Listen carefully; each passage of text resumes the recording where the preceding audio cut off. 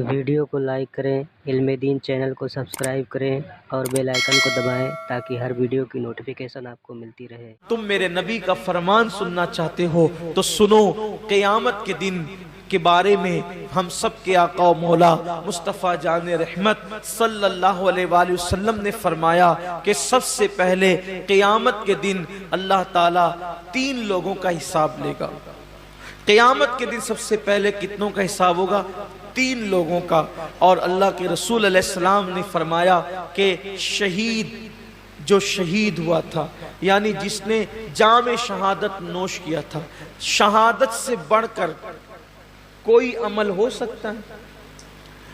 اس لیے کہ شہید وہ ہوتا ہے جس نے اپنی جان اللہ کے لیے ختم کر دی، یعنی جان ہی دے دی اس نے۔ شہید نے، قربانی میں تو ہم جانور کی گردن پہ چھری چلاتے ہیں، شہید نے تو اللہ کے لیے اپنی گردن پیش کر دی۔ شہید نے اپنی گردن پیش کر دی۔ سب سے پہلے شہید آئے گا اور اللہ تبارک و تعالیٰ اس شہید کو اپنی نعمتیں یاد دلائے گا، اور نعمتیں یاد دلا کر کے اللہ تعالیٰ جب اس کو اپنی نعمتیں یاد دلائے گا تو پوچھے گا، اے میرے بندے، میں نے تجھے اتنی نعمتیں دی، اب بتا تو نے میرے لیے کیا کیا؟ شہید عرض کرے گا، مولا تو جانتا ہے کہ تو نے مجھے نعمت دی تو میں نے تیرے لیے اپنی جان قربان کر دی، گلا کٹا دیا، گردن کٹا دیا اور میں شہید ہو گیا، میں نے جان دے دی تیرے لیے۔ اللہ فرمائے گا تو جھوٹا ہے، اللہ فرمائے گا تو جھوٹا ہے، تو نے اس لیے گردن نہیں کٹائی تھی کہ میں راضی ہو جاؤں، بلکہ تو نے اس لیے گردن کٹائی تھی تاکہ لوگ تجھے بہادر کہیں، لوگ تجھے بہادر کہیں۔ بہادر کہلانے کی وجہ سے تو نے یہ کام کیا تھا، سو وہ لوگوں نے تجھے کہہ دیا اور میں نے تجھے بہادر کہلوا دیا، اس لیے آج تیرے لیے میرے پاس نہیں ہے کچھ، اور تو نے جس کے لیے عمل کیا تھا اب جا کر کے ان سے صلہ حاصل کر لے۔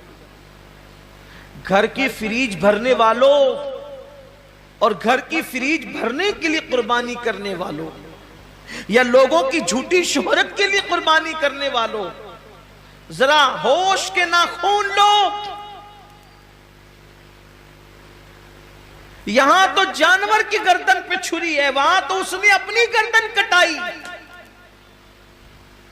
اللہ فرمائے گا تو جھوٹا ہے، بہادر کہلانے کے لیے شہید ہوا تھا، جس کے لیے تو نے یہ کام کیا تھا جا کے ان سے صلہ حاصل کر، آج تیرے لیے میرے پاس کچھ نہیں ہے۔ اور اللہ فرشتوں سے کہے گا اس بدبخت کو گھسیٹ کر کے جہنم میں لے جاؤ۔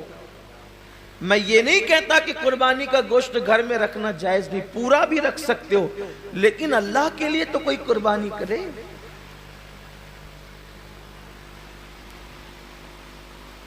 قربانی کا جانور آنے کے بعد خود ہی سے بتاتے پھرتے ہو کہ اتنے کا لائے اور اتنے کا لائے، پوچھا کس نے تھا اتنے کا لائے ہو؟ اور کتنے کا بھی لائے ہو اس کو پسند آ جائے تو کامیاب ہے، ورنہ اور گوشت کی سوا کیا ہے؟ اس کا چرچا مت کرو کہ آپ قربانی کتنے کی کریں، اس لیے کہ کبھی کبھی وہ بہت چھوٹوں کی بھی قبول کر لیتا ہے، بہت چھوٹی قربانیاں بھی وہ قبول کر لیتا ہے، وہ بہت بڑی بڑی بھی رد کر دیتا ہے۔ اللہ کے رسول صلی اللہ علیہ وآلہ وسلم نے ایک جنگ کے موقع پر صحابہ سے فرمایا کہ آج اسلام کو پیسوں کی اور چندے کی ضرورت ہے، سو لاؤ۔ اللہ نے جس کو جتنی حیثیت دی۔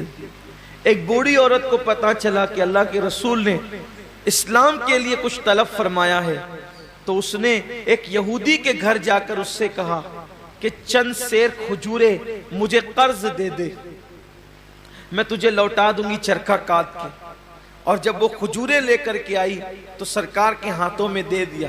اللہ کے رسول نے فرمایا کہ جتنا یہ ڈھیر لگا ہے نا چندے کا، اس کی 2 کھجوریں سارے ڈھیر پہ رکھ دو۔ کمیت میں زیادہ نہیں تھی وہ، یعنی کوانٹیٹی میں زیادہ نہیں تھی، بہت مختصر سی کھجوریں تھی، لیکن سب کے صدقے پر، سب کے چندے پر اس کا چندہ ملا کر کے رکھا گیا۔ پوچھا گیا یا رسول اللہ سب کا ایک ایک جگہ رکھا اور اس کا سب پر پھیلا دیا. حضور نے فرمایا اس بڑھیا کا اخلاص اتنا ہے کہ اس کے صدقے میں اللہ نے سب کا قبول کر لیا ہے. بات کوانٹیٹی کی نہیں ہے، کوالٹی کی ہے. بات کوالٹی کی ہے. اگر آپ 70,000 کا جانور بھی خرید کر کے لائیں، نیت اچھی نہیں ہے تو آپ 7,000 والے سے آگے نہیں بڑھ سکتے.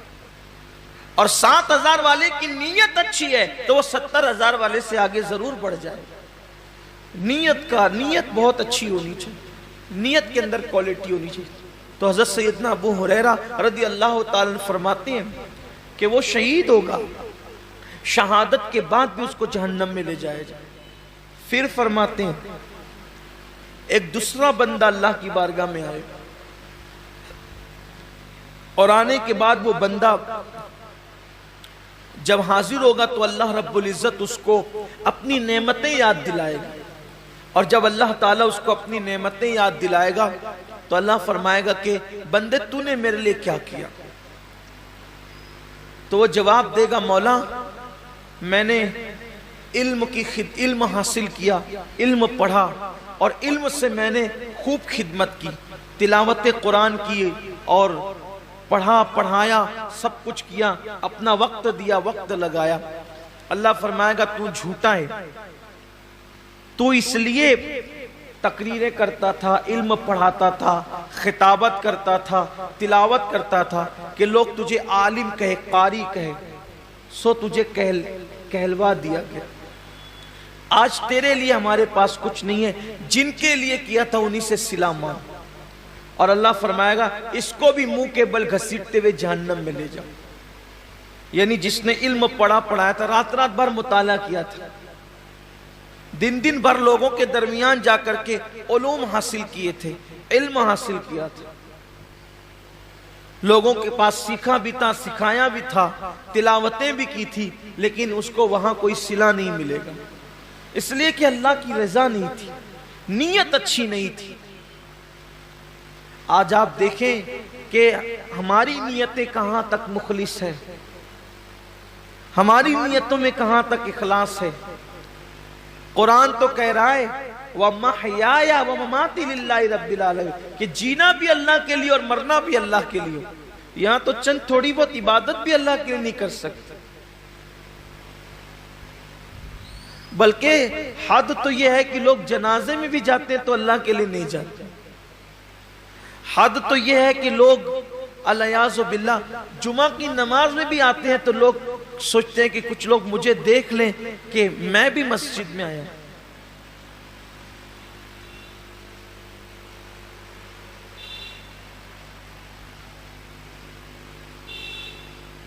میں بھی عیدگاہ میں آیا ہوں، میں بھی حج کے لیے جا رہا ہوں، میں بھی عمرہ کے لیے جا رہا ہوں، قربانی میں بھی کر رہا ہوں، روزے میں بھی رکھ رہا ہوں، وظیفے میں بھی پڑھ رہا ہوں. سوچو کتنا بڑا سودا، کتنی گھٹیا قیمت پہ لوگ بیچ رہے ہیں.